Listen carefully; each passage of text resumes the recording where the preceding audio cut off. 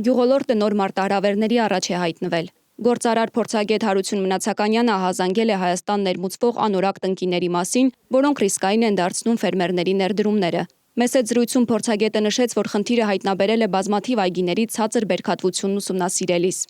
Վերջին երևի 18-19 թվականից այգիների սուբսիդավորման ծրագրեր են կատարվում Հայաստանում ու հիմնականում այգեգործության բնագավառում, ու որ նայում ես ցուցանիշները, ահագին այգիներ են հիմնվել Հայաստանում, բայց մտուղ բանջարեղենի արտահանման ծավալը չի ավելանում։ Երբ որ սկսեցի ուշադրություն դարձնել հետևել, հասկացա, որ շատ անբարեխիղճ ընկերություններ անորակ տնկիներ են ներկրում Հայաստանում, այդ տնկիները նորմալ բերք չեն տալիս ու նորմալ շատ դեպքերում որակը շատ ցածրալու ամբողջությամբ են անում ու կան ահագին դեպքեր։ Բազմաթիվ ֆերմերներից բողոքներ եմ լսել, որ այդ տնկիները տնկել են բացած կամ չեն կպել, կամ իրենց նախանշած սորտը չի եղել, կամ բան չի եղել։ Ոստեղ պետության վերահսկողությունը կարելի ասել զրոյական մակարդակի վրա է։ Ըստ գյուղոլորտի փորձագետի, խնդիրը հատկապես վերաբերում է իտալական Վիտաֆրուտ ընկերության տնկիներին, որոնցից նրա տվյալներով մեկ տարվա ընթացքում ներկրված 100,000-ը եղել է խնդրահարույց։ Նա նշեց, որ պետական մակարդակով ստուգումներ չեն իրականացվում,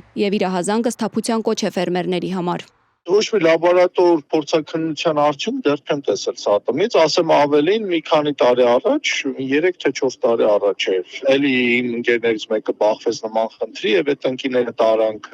տվեցին ԿԲԼԾԿ ու խայտառակ վառ ցուցանիշներով պատասխան եկավ 12 տիպի հիվանդություններ, վրան կարանտինային միջատներ եւ այլն եւ այլն։ Դրա համար ես փորձեցի բարձրաձայնել այս հարցը, որ այն ֆերմերները, ովքեր ուզում են այգեգործության որ այդ տնկի ներկրող ֆիրմաներից հնարավորինս ավելի ուշադիր լինեն տնկի գնելուց, որ հետագայում փաստի առաջ չկանգնեն։ Հայաստանի սննդամթերքի անվտանգության տեսչական մարմինը հերքում է մեղադրանքները։ Կառույցի մամուլի խոսնակը նշել է, որ փորձագետի հրապարակած տեսանյութը, որտեղ անբարեխիղճ մոտեցմամբ են իտալական ընկերության տնկիները բեռնվում մեքենաներ Հայաստան տեղափոխելու համար, հիմք լինել չի կարող։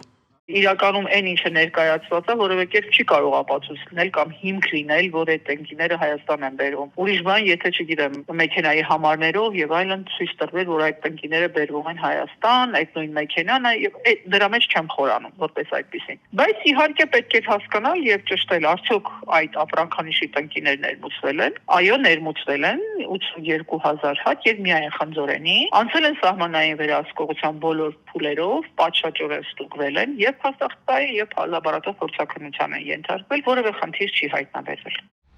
Խոսնակը նաեւ ընդգծել է, որ բացի փորձագետի ահազանգից այլ բողոքներ չեն եղել։ Եթե լինեն, իրականում մենք ունենք թեժգիծ, անընդհատ այդ մասին բարձրաձայնում ենք, 118-ն է մեր թեժգծի անվճար հեռախոսահամարը, որը շուրջօրյա է, հանգիստ ցանկացած խնդրի մասին կարող են զանգել, տեղեկացնել եւ մենք անպայման դրան անդրադառնում ենք։ Այս պահի դրությամբ բացի պարոն Մնացակայանի գրառումից մենք այլ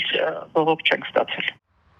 Ենթադրյալ տուժողները խուսափեցին մեկնաբանություններից։ Հակառակ ՍԱՏՄ հերքման Մնացականյանը պնդում է, որ տեսանյութը տնկիների անորակության ապացույց է, որը իր խոսքով նկարել է հենց բեռնափոխադրողը։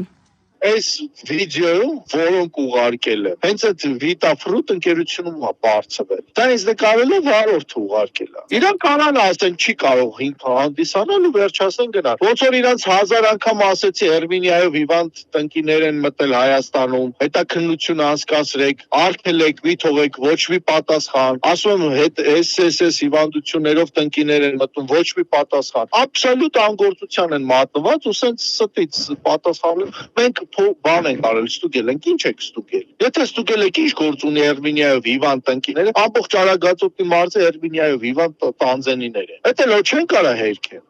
Մինչ փորձագետը պնդում է, որ վերահսկողությունը բավարար չէ, պետական մարմինները վստահեցնում են, նման խնդիր չկա։ Ֆերմերներին մնում է ուշադիր ու հետևողական լինել, ստուգել տնկիների որակը հետագա կորուստներից խուսափելու համար։ Մերի Դանիելյան, Գևորգ Սյանոսյան, Ռինյուզ Արմենիա։